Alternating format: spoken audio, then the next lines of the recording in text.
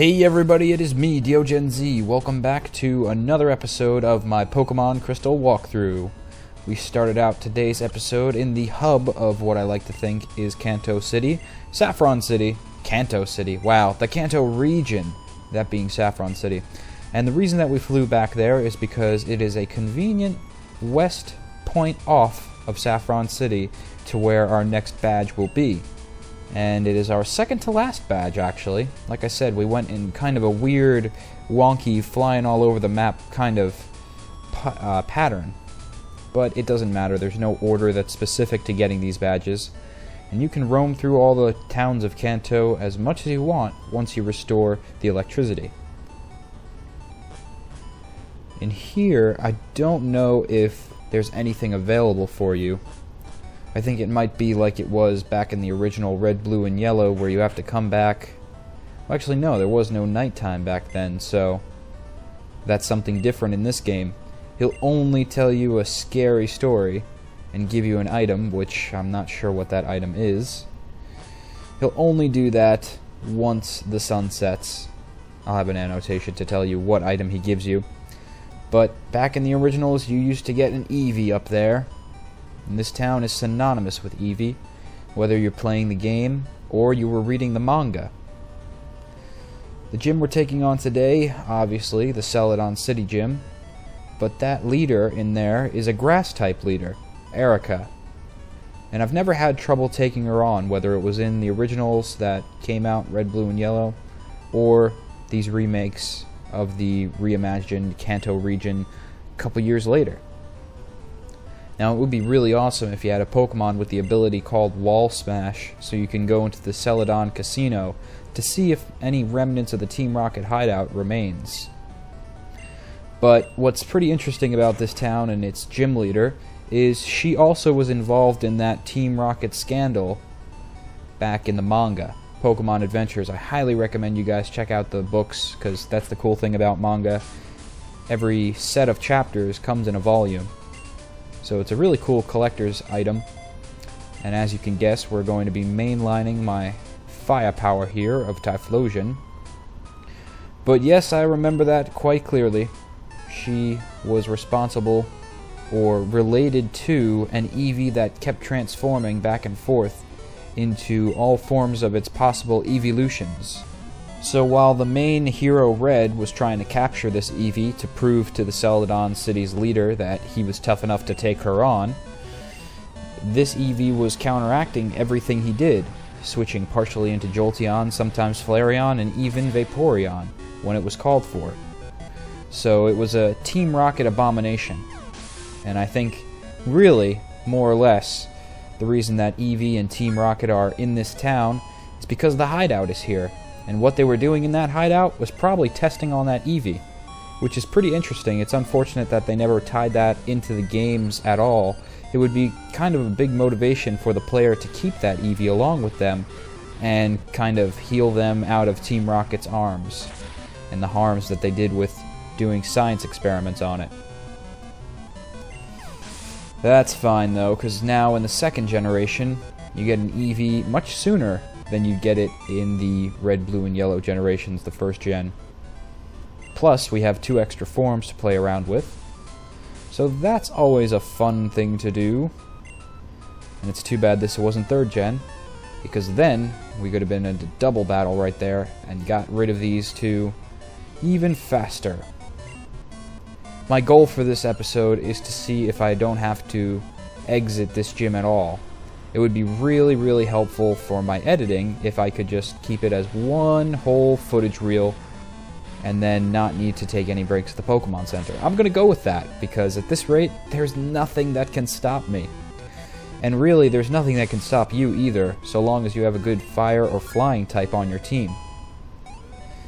If you don't have a Typhlosion, which now you can really see why Typhlosion is seen as the fastest choice when it comes to choosing your starter, how you want to progress through the game. I remember reading a strategy guide that would tell me that Chikorita was the slowest method of getting through the game because it was a grass/poison type in its final evolutions, and that was very vulnerable to many different type combos out there, including a lot of the gyms. So Chikorita would not be your main help there. Totodile was if you wanted to run at this at a medium pace, have some challenges, but also really take advantage of the super effective nature of water and the sheer power of Surf when you got it. But Typhlosion, with its combination Flame Wheel and Earthquake, it's practically unstoppable. And that's what helps you progress through the game so much faster. Not to mention our levels are super huge. But this is not cheap. This is not any sort of means to yell at me in the comments saying, why are you sweeping all the gyms?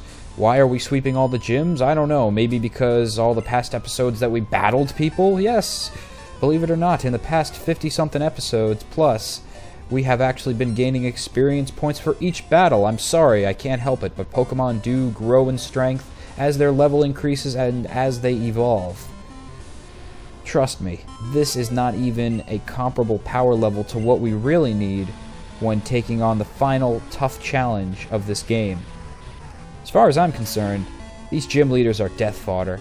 These are just one little check mark to make in order to get the collection mission of getting all your badges. They're not that much tougher than any other regular trainer.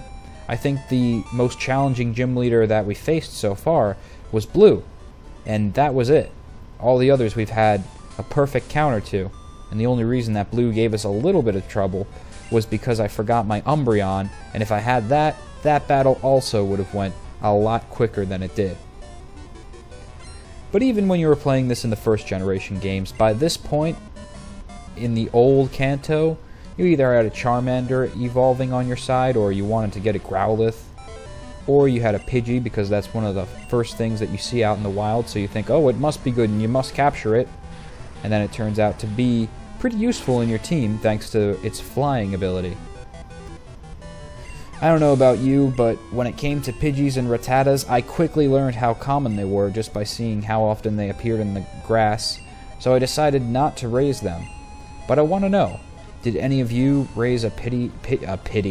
It's a pity that you raised a Pidgey. No, but if you raised a Pidgey or Rattata, let me know if it was because it was the first Pokemon that you ever saw and was excited to capture it. I know that anybody just starting out playing Pokemon, it can be very exhilarating to capture your first critter, get to name them, start to level them up, watch them evolve, grow before your very eyes by your side, and with your strategic dictations, can be very exciting.